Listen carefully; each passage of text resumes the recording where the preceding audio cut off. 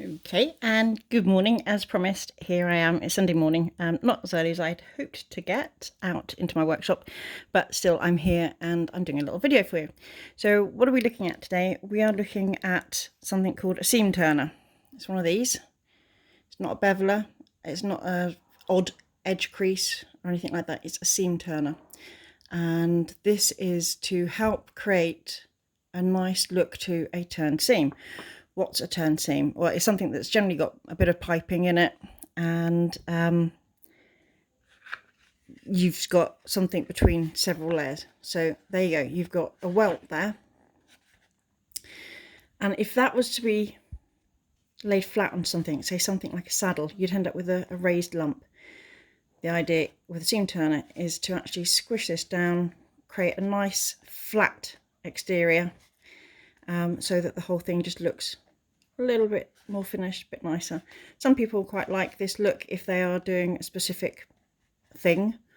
There's nothing wrong with that. It's horses for courses, isn't it? As with anything in the leatherwork industry. This is another sample that I've just knocked up. Rather, I did it on Wednesday. And this is piping down between two layers of hard leather.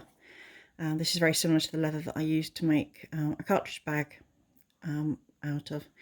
And the piping on that was a slightly more toning in colour. I've used this brighter pigskin so that we've got a bit more of a contrast. So first of all, let's have a quick look at the piping and the welting, and I'll show you how that was made. The thin stuff in the pigskin that I showed you initially, it is bought in. I purchased this from Abby, and it's got a very fine cord. I don't know if you can see that.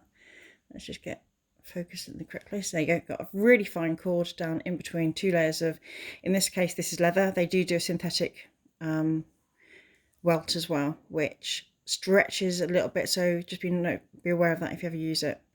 But this is nice, and it gives a really lovely look when it's used mainly on saddle making. But if I was making a pigskin pouch at all, say for example I wanted to make a nice little pigskin pouch and I needed to join two layers together, I would consider putting a bit of welting in there. It fills the hole when you turn the leather, and it just looks really nice. So that's the purchased stuff, and then this, I made it myself. I didn't have the Newlin cord to hand that I wanted, so instead I made a handmade thread of the correct thickness that I wanted. One of the benefits of being able to make a handmade thread is that you can do this sort of thing. You can make it as thick as you want or as thin as you want, and then you just got it to hand, haven't you? So it's a great skill to be able to have. So handmade thread, and then you basically wrap it in some light leather. In this case I used a little bit of pigskin because that's what I had handy, and I normally run an edge along there. Once I've glued it all in place, I normally run a single creasing iron along there just to make sure it's all up nice and snug before it then gets stitched to the leather. How does it get stitched to the leather? Well, this is where there's a little bit of technology, and we're going to go over a couple of other tools that we've gone through recently. This, people remember, is the adjustable race. Okay, and this one you've not seen much, although Feel Good Child did a video, an info post on them recently. Skirt shave, French skirt shave. They come in different widths. This one's about 1/2 inch or so, might even be 5/8, and they are used to take off long strips of leather. So how do you make the leather so bendy enough to be able to go around corners like that? You have to reduce the thickness of it. See this? You can see it's gone down to maybe just under half the thickness, and that in its turn makes it nice and turny. It will actually turn quite nicely. How do you do that? You use your race. In this instance, it's set at about 1/2 inch, and you use your race to gouge a line. Now again, as with everything, this is how I do it. It doesn't have to be how everybody does it.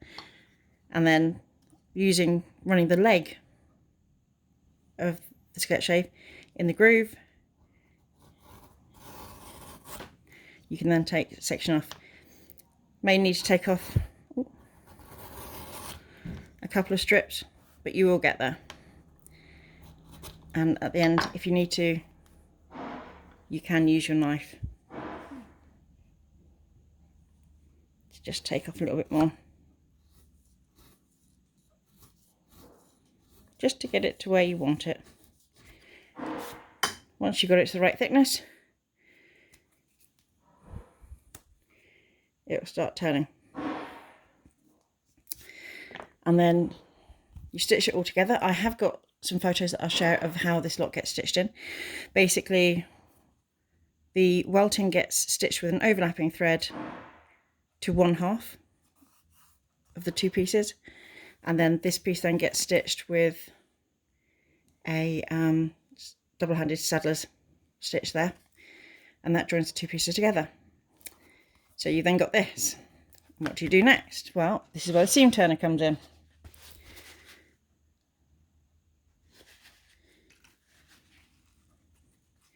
I should have a sponge here. I forgot it. So I'm just using a bit of kitchen towel. You wet your leather a little bit, not too much. See, it hasn't actually gone through all the way to there. And then you choose the most appropriate seam turner that you have. Now, as you can see, I have different sizes and different depths. On this big thick one, I'm going to use the widest because I think that's probably going to fit the seam best. And then you sit it on there and you just rub it along. Now, this is probably not the best example. It's probably a bit too heavy as an example, but you can see how the seam is actually already laying flatter, and it will now curl round and look better if you've got, you know, like a gusset and front to a bag. With the thinner, lighter weight one, again, wet it a bit.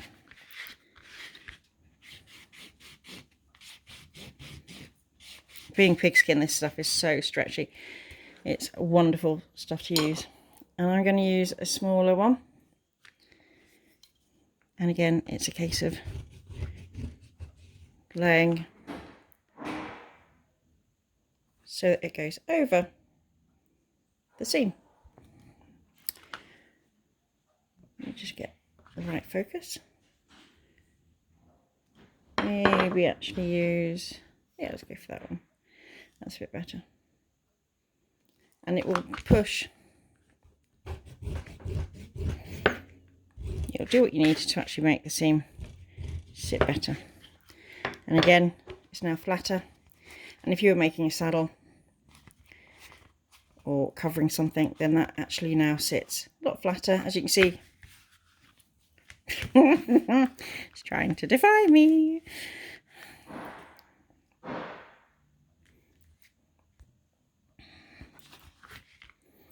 Let's go over it again.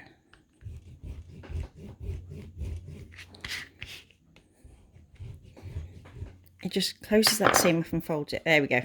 That's a bit better.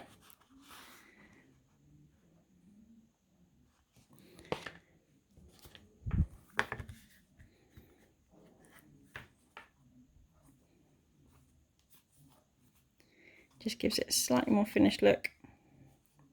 If I was making a cartridge bag, I wouldn't worry at all about that seam being shown inside. However, you get to see the really high class cartridge bags, and they do actually bind that. When they sew it all together, there's a linen binding that goes over top of it, like a bias binding, which just does give it a nice finished look. I actually quite like seeing that. It's quite, I think it's quite decorative.